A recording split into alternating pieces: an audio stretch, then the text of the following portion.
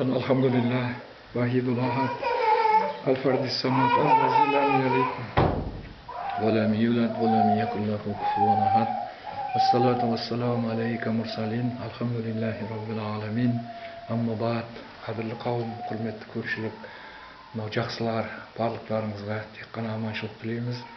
Мынау пайғамбарымыз Мұхаммад алейхиссалам айтқан жақсы адам болу қиын жұмыс емес, тек қана өзіңе керек нәрсені және қоғамға керек нәрсені білсеңіз болды. Көп сөзді де білу керек емес, өзіңіз амал қылатын және жұртқа керек сөзді білсеңіз болды деген. Сондықтан мынау бүгін мен түсінбеймін, қоюды да немереміз екеуміз көріп отырсақ, мынау алаяқ Асабай қажы деген бір нені әжіптеуір бір кісі, Хабиддин Рахманбердиев деген кісі бізге көрініс жіберген екен де, соны қазір көрдік те, бүгін енді 2016 жылдың 6 январы ғой, сол кісіге рахмет деп қоймақшы едім. Мынау баға дегенде, мынау жақсы баға да баға, жаман баға да баға ғой бұл. Ал енді жақсы бағаға іліне беру ол адамның қолынан келмейді.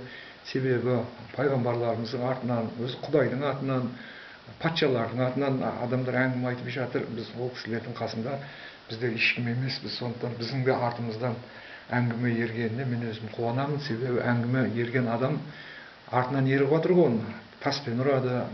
Сондықтан мен оған еш уақытта адам болып өкпелеген емеспіз. Себебі ол сенен мықты болса, ол сенің алдыңнан келер еді ғой. Сондықтан алдыңнан келе мағаннан кейін артыңнан тас атады.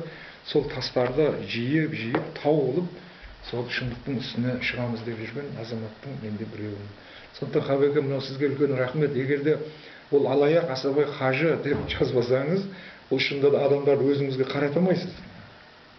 Сондықтан мен ол сөзге еш уақытта ренжімейміз. Сізге рахмет. Әйтеуір осы еліміз аман, жұртымыз тыныш болып, мынау тоқшылық заман келе жатыр ғой. Сондықтан осындай замандарда әйтеуір мынау ел сыйлаған адамдар, елеп жүрген адамдар есірмесе, солар өзін жоғалтып қоймаса деген мақсатта ғана сіз жұмыс істеп жатқан болуыңыз керек.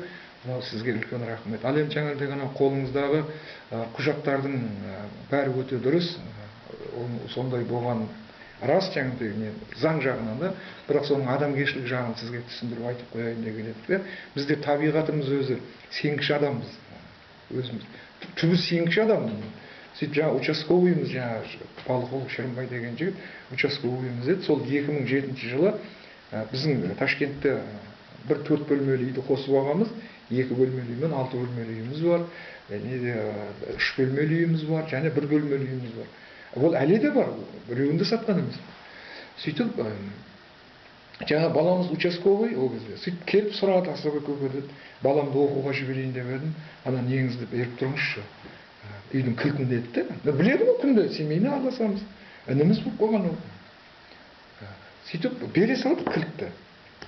Сөйтіп те неге Ташкентке барып біздің үйге қарап тұратын бір участковыйымыз бар. Ол жігіт әлі бар.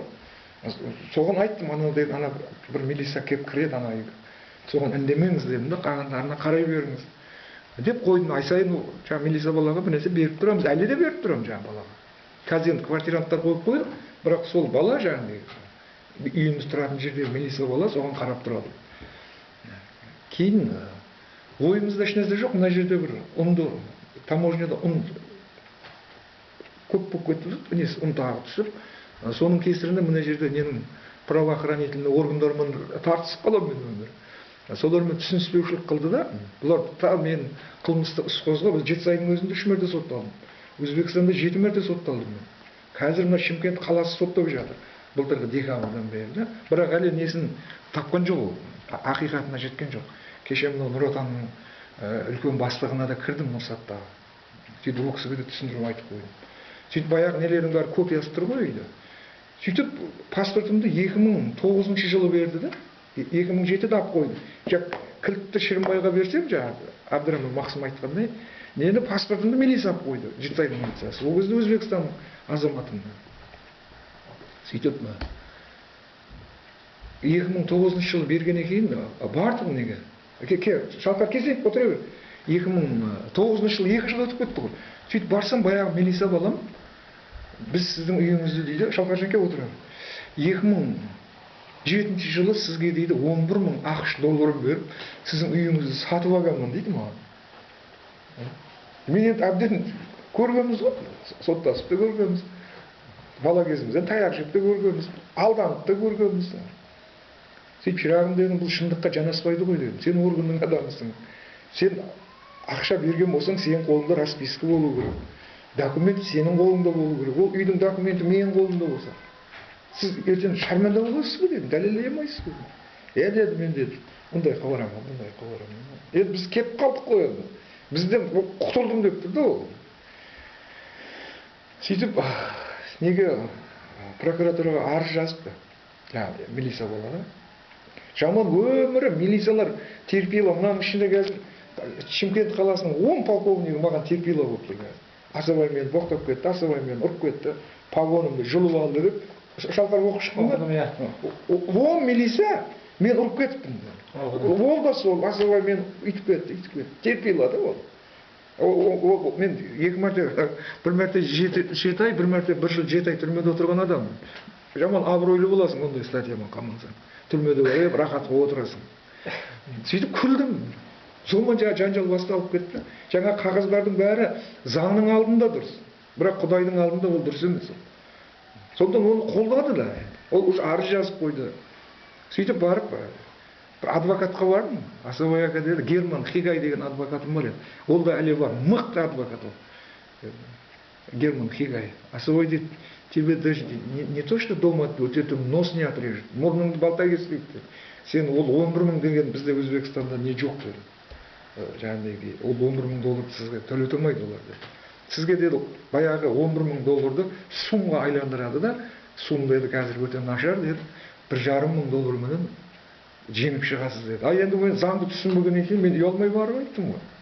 Сонымен баяғылардың бәрі заңның алдында дұрыс, бірақ адамгершіліктің алдында дұрыс емес. Сонымен бардық та баяғы нені төлетті анам. Мен ешқандай қашып, қаяққа қашамын? Әлі де 3 үйім бар ғой Ташкентте.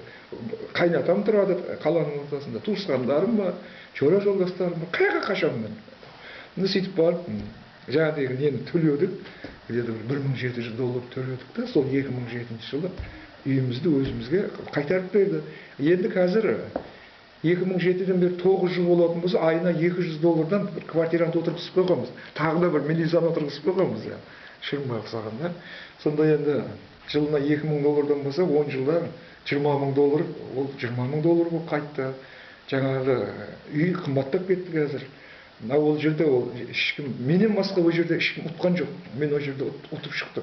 Бірақ заңның алдында жаңағыдай енді ол бәлеқорлық қылды да, енді ол 2007 жылы кілтті алды, мен барамай қалдым ғой.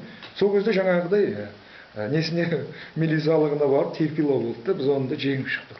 Сондықтан мен мынау мемлекеттік қызметтен еш уақытта үміт қылған емеспін адам болып. И балдарыма да дайындап отырмын. Мемлекеттен не алам деп жасамаңдар. Азанда тұрасыңдар ма? Мемлекетіме не берем деп жасаңдар.